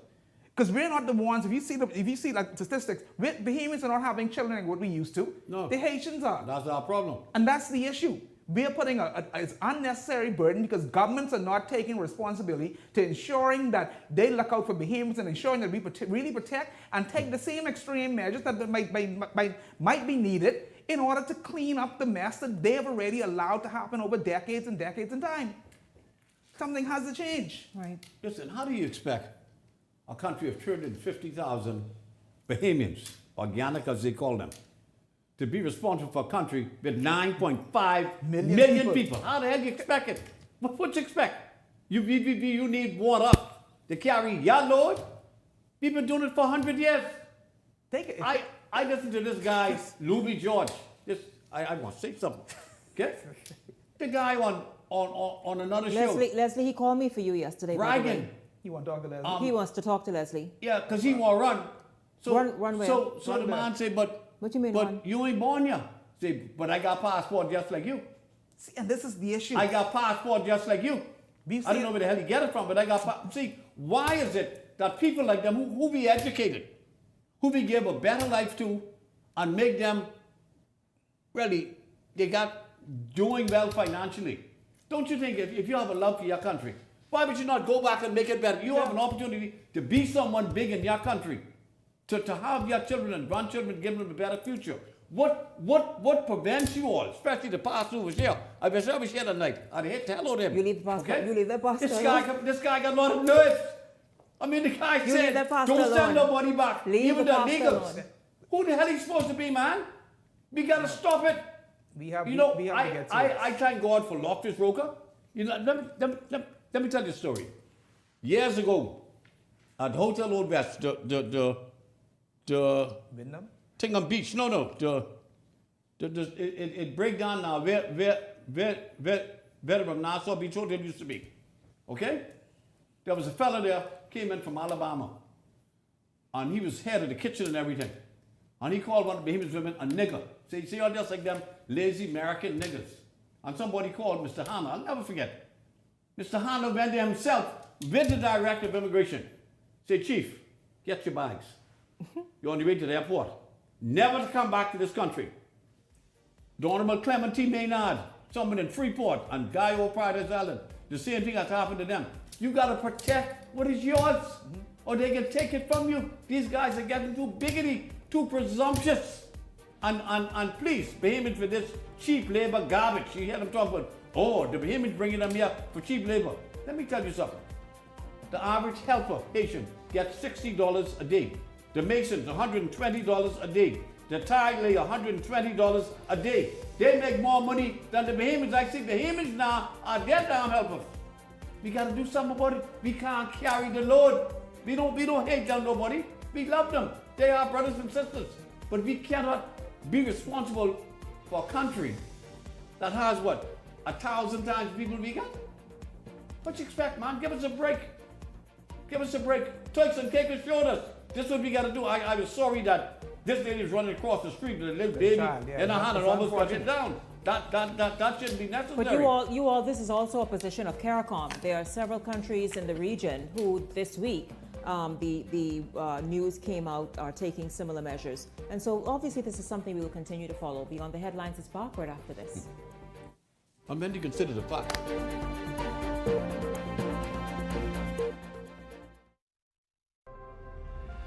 The Bahamas is the premier destination for fly fishing because of its unique geography. We've got the third largest barrier reef in the world in the Bahamas.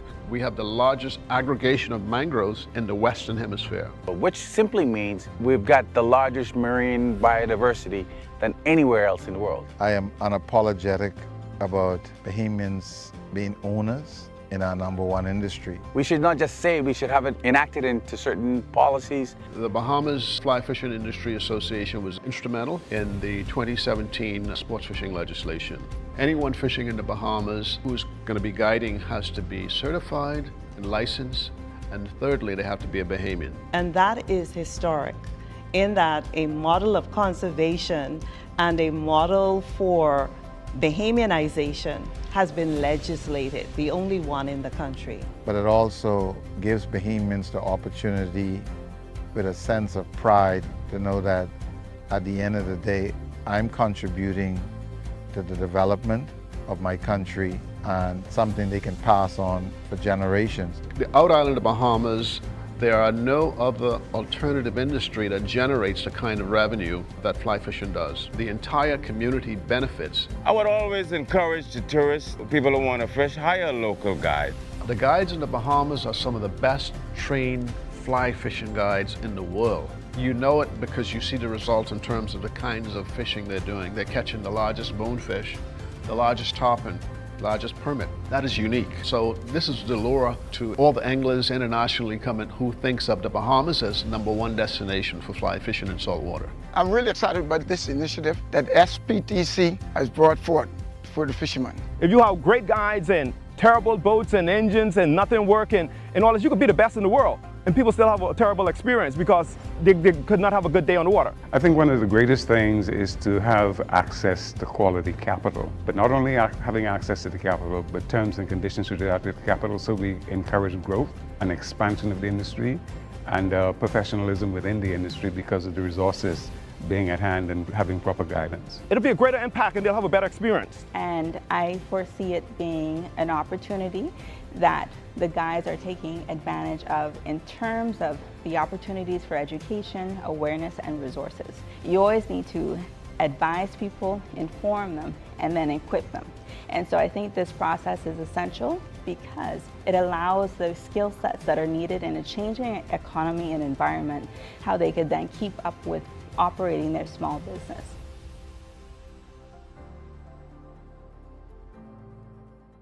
So you want a space, but not just any space. You need something with a little more potential. So how about 1,000 square feet of room to play with? Superb audio and video production capability, digital LED wall, full lighting grid, and about 124 seats to accommodate a full studio audience with so many other features. Make us your home for your next concert, conference, and so much more. Honestly, the possibilities are endless. Here at ILTV Studios, we'd love to bring your next event to life. So what do you say? Do you want our space?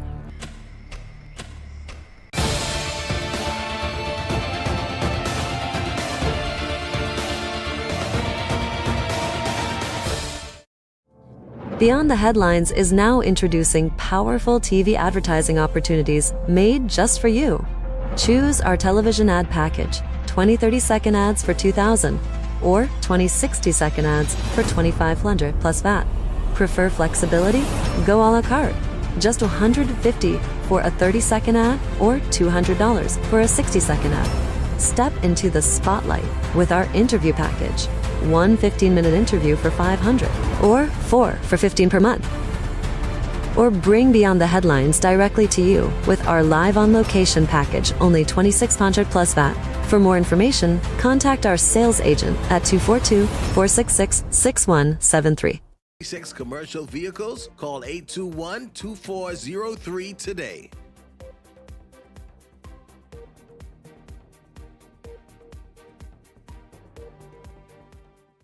Welcome back to Beyond the Headlines. It's good to have you join us. We're now going to shift to our youth panel and talk about just what you heard us speak about in the last segment, of course, immigration and the government's plan, or they are certainly discussing the talks of limiting and, in fact, a temporary ban on visas to people coming out of Haiti. Well, we want to hear the youth opinion on that, and so we're going to jump right in right there.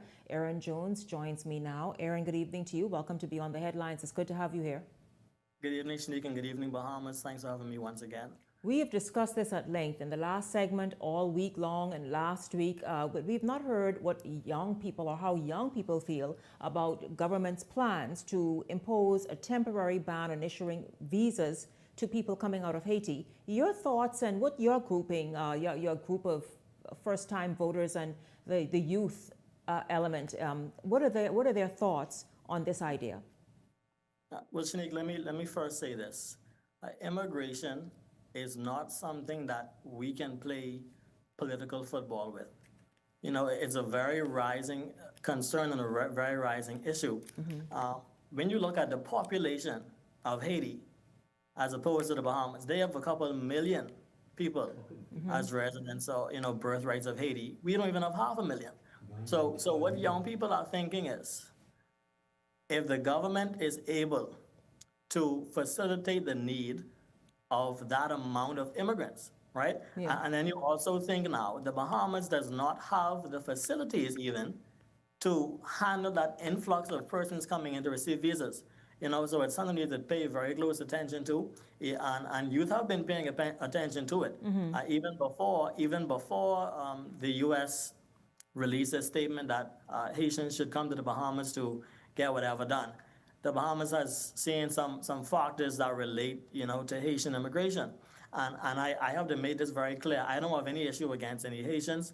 I don't have issues against any, you know, other form of immigration. However, I believe that there's a right way that we should be doing things. Yeah. You have to think about the future of our country, our young people, our economic system, our finance system. These are things you have to consider.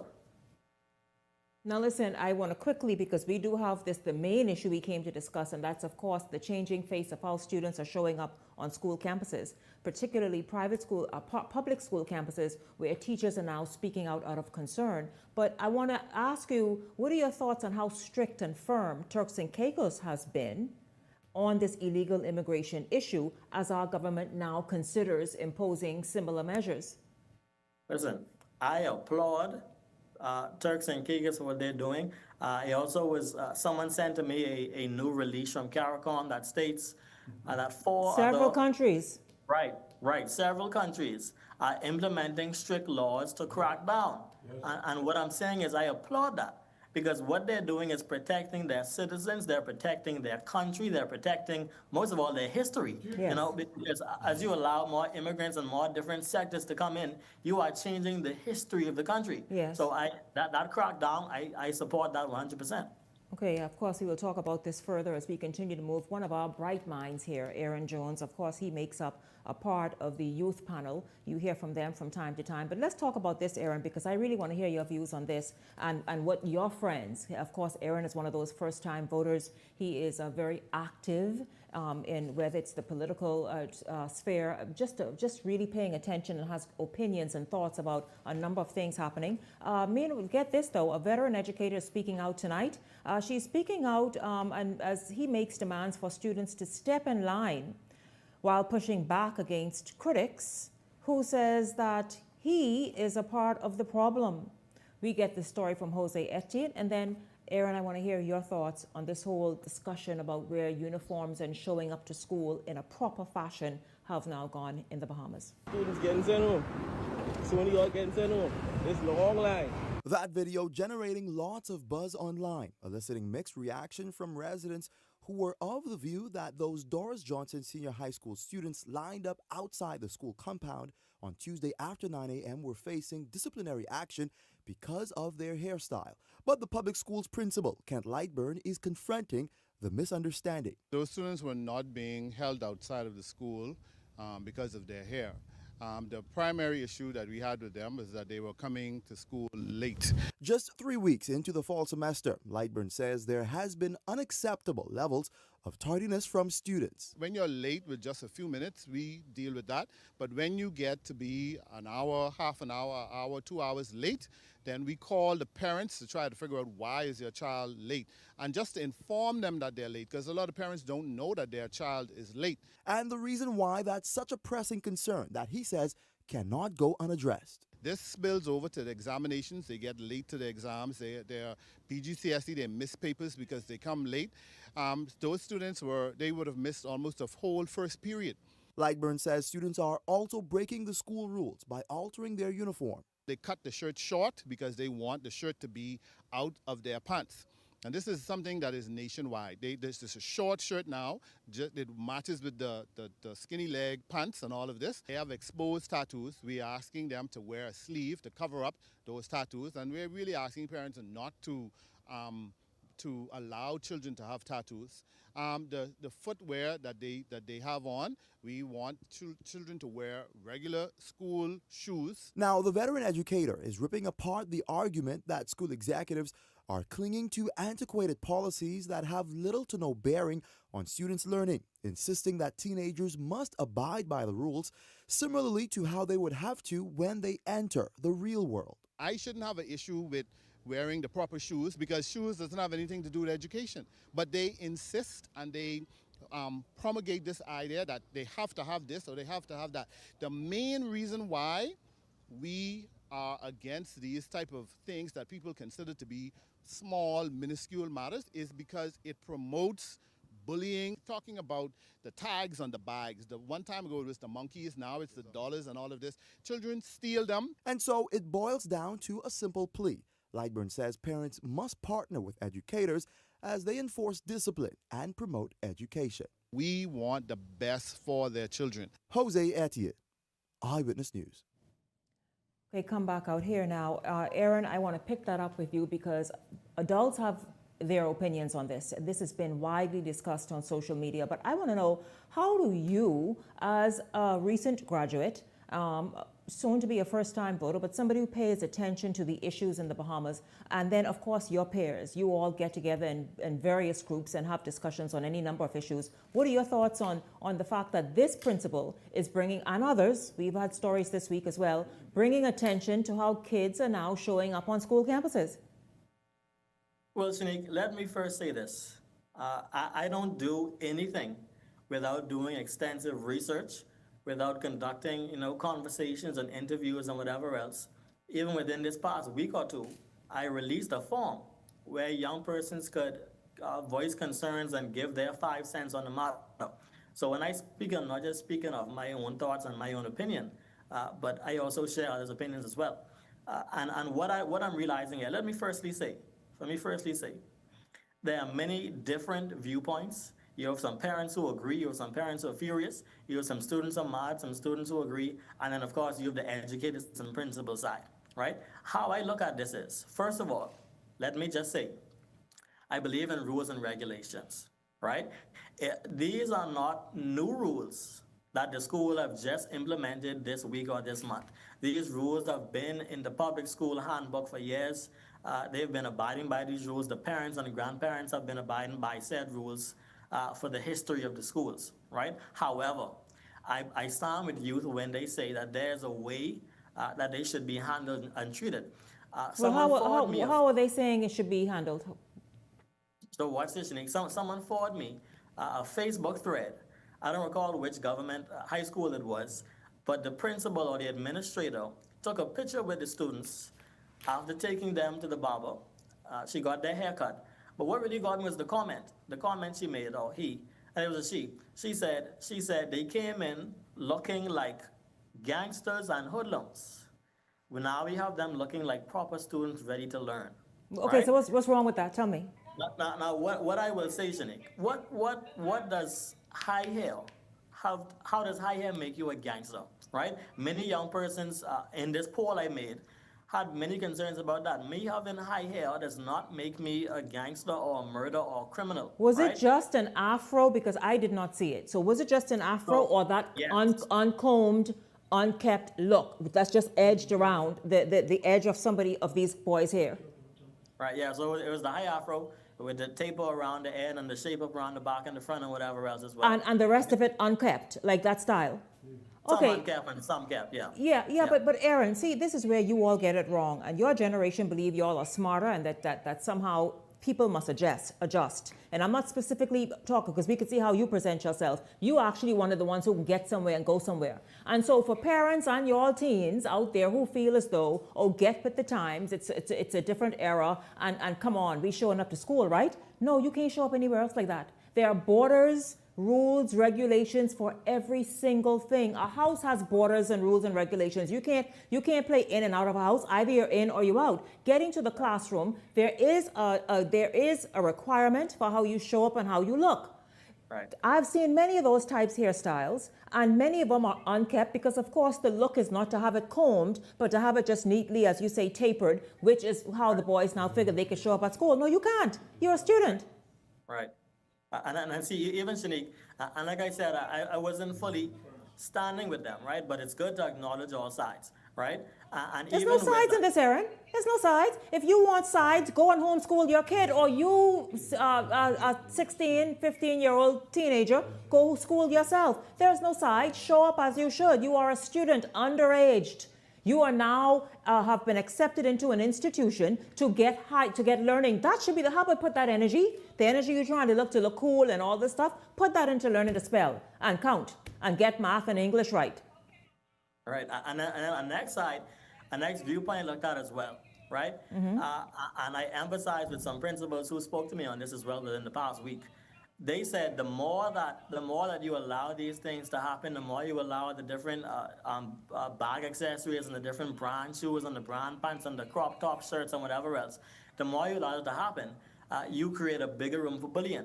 Because we know how young people are. Mm-hmm. If you don't have the latest thing, if you don't got the biggest thing, you are now a victim of bullying possibly. I am wondering, Aaron, which household these kids leave from every morning. See, that's important. Parents have got to start parenting again because you are creating spawns who are becoming a distraction and a nuisance in society. If they cannot abide by these rules and regulations, then what else are they to do when they graduate high school? How are they then to adjust to different norms and different rules and regulations? You can't walk in a bank or somewhere with the rest. Yes, it's been relaxed somewhat, and perhaps you can have, let's say, for example, locks on a job now, and as long as it's properly maintained and neatly maintained. But the point is, though, there are still rules and guidelines and expectations wherever you go in life. I want to quickly ask you, Aaron, before we wrap up, also this week, something that came forth, and this is Ministry of Education Director and teachers are saying that they are burdened by the fact that there are students now showing up in their classrooms unable to speak English. What's the youth saying about that? Or should we just see it as a nation that's changing and that there are more flavors now in this nation? I believe change needs to happen the right way. Okay, we can't just make excuses for change and let it progress continually. There has to be public and proper policy analysis and policies change, right? I spoke with some teachers. Like I said, I conducted my own research, man. I had interviews and I spoke with some teachers in the government education system who have said in certain areas like Carmichael, in public schools in that area, some of their classes are 40% Haitian now, right? And like I said, this is not a thing against Haitian. This is not personal. This is about preserving the Bahamas, right? And now it's spilling into the education system where teachers are spending some more time teaching English to students who, and then don't keep in mind now, these teachers don't speak Creole, right? No. So they're now teaching English to students who need to learn English while that's not on the subject list. And it's now taken away from the Bahamians who have a right to be here from years. They have their birthright, they were born here, their family here, and whatever else, right? So it's very important to look at that. So it's a distraction. It's also something that is causing the other students to lag behind and not be as perhaps as progressive as they can be in the classroom, because the teacher has to now split her time, as you said, with trying to get a bunch or some element of the classroom to just be able to understand English. Right. So even now our teachers, the Bahamas already has an issue with educators, right? So now this is even more of a burden and especially I realize in the lower level of education, in the primary schools, you see more of this happening. Our educators are being somewhat overburdened and overloaded with this high demand that they did not sign up for. Yeah, it really is quite troubling to see, quite frankly. But, you know, I'll tell you, as we wrap up, this week, the Progressive Liberal Party observed its 4th year in office for this term, this Davis administration term. What do the young people feel about the performance of this government, this administration, in 4 years? So I've also been doing a lot of conversations on the social media platforms like TikTok and Facebook, and I've been interacting with some influencers, they call them, that have been making a lot of political TikTok videos or whatever videos that kind of assess it. So we have young people who are more rising up now and interested in these things. And I saw a lot of persons highlight the PLP's church service over the past weekend, Sunday. Listen, I wasn't so much focusing on that. What I'm focusing on right now is what is the current government doing for the Bahamas, where we've been in 2021 compared to where we now. And I really feel that the Bahamian people are not really so much anymore interested in political games and political banter, and I personally am not, right? So what the serious young person is asking now is, what have you done for us? And what will you continue to do for us, right? Mm-hmm. And now you see all these political forces rising up. You see the F&M rising up higher. You see the COI rising up higher. You see them campaigning. You see them doing things. You see some little petty debates between all the parties. You can't avoid that, right? But what the real intentional young person, the real young voter is thinking, what are you going to do for the country? We will. I'll tell you this, Aaron, as I want to pick up this discussion. Of course, Aaron is a part of the youth panel, and I only cut him off because, of course, I've gotten the signal from about 3 minutes ago now to wrap up. So, Aaron, certainly I look forward to picking up that discussion right there from the first-time voter point of view and what they feel needs to be done. Also, and again, the government's performance. Is the government sort of meeting you all where you are at in terms of creating opportunities for young people? We'll pick this discussion up very, very soon. I thank you very much, Aaron, for joining me here on Beyond the Headlines. Pleasure having you hang out all week long, and I look forward to seeing you right back here on Monday evening. For the entire Beyond the Headlines team, I'm Shanique Miller. Have a blessed weekend, everyone. The Verizon Media Group, home of ILTV, Paramount Systems Limited, Eyewitness News, and